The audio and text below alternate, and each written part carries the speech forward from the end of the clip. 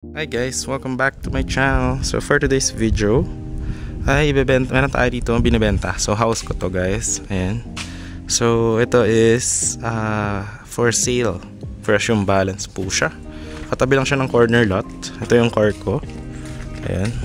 So dyan lang yung main road. Katabi niya may tindahan. Tapos meron dong bilihan ng tubig. Tapos ito siya guys, ayan, ito yung house na yan. Alright, so pwede ka dito magsampay. Tapos yan, yung tent hindi ko na yan kukunin. So pwede bibili na lang yan para meron siyang sampayan. Ayan, tapos yan yung mga gamit ko before, mga gulong yan, tatapon na lang natin yan. So ito siya, ayan. So dito ako nagpa-park. Pwede kang mag-park dito ng car. Dito naman motor. Dito ako pinapark yung mga motor ko dati. Ayan.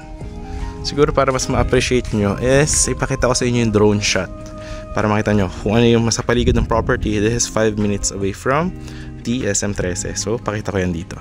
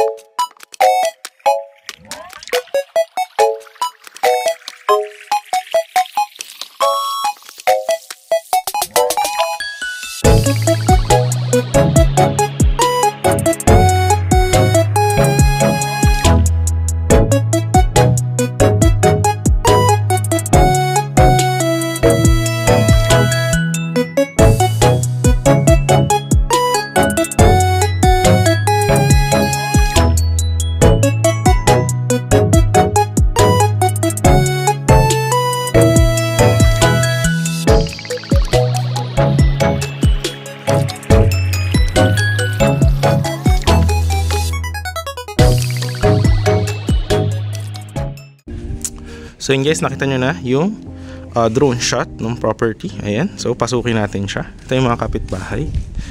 Ayan, ito yung sa tapat. Ayan. So maganda dito kasi ayan na yung corner lot. Katabi nila yung corner lot. Ayan. Tapos katabi nila yung court. Tapos malapit lang siya sa highway. So ito siya guys. Ayan. Alright, may second floor. Ayan. So ito siya, ito yung lumang sopa, tatapon na lang yan. Tapon nyo na lang. Ayan yung bintana, ito yung pinto. Ayan. So, naka-vinyl tiles siya. So, pwede nyo palitan ng tiles, kayo na bahala. Ito, pwede nyo palagyan ng, ano tawag nito? Yung plywood na kisam. Ayan. So, yan siya. Yung hagdan pa second floor, ikutin natin mamaya. Naka-extension na rin yung kitchen. Ayan. So, ito parang pwede nyo gawin mini bar. Ito naman is yung lababo, naka-tiles na yan. Pwede nyo lagyan ng gamit sa ilalim. Tapos CR. Yan, ito pala napaayos ko na yan. Yung mga drainage nya. Yan, CR ito. Nakabuksan natin ilaw. Yan, ito yung CR guys. Yan. So malaki yung CR. Yan siya. Okay. Alright. So malaki. Yan. Hindi siya normal lang na CR. Malaki po siya. Ayan. Linisan na lang, no? Tapos, ito yung sa labas. Ayan guys. Kita nyo naman. So, malawak, no? Ayan siya. Tapos, bakit tayo sa second floor? Para makita nyo. Ito po yung nagdanan. Ito yung dun sa may baba. Ayan. Alright. Okay. Ito, meron pa ditong storage area. Ayan. So, pwede nyo palagyan ng mga gamit dyan. Tapos ito yung pintuan niya. Ayan. Ito yung doon tayo galing sa hagdan. Pinturahan nyo na lang yan, no? So, dito yung second floor. Alright. Nalagyan lang namin mga karton dyan. Loft type siya, guys. Ayan. Okay. Ayan. Ito yung aming room. Ayan. Mataas siya. Ayan. Tapos, naka-aircon kami ngayon, split type. Ayan. Naka-vinyl tiles na din siya. Ayan, dito na nilagay yung kama. So, nililipat na lang namin yung gamit. May internet dito, Globe. So, papadisconnect na lang namin. Lagay na lang kayo ng bago nyong connection. Ayan. So malaki yung kwarto guys. Ayun o, diba?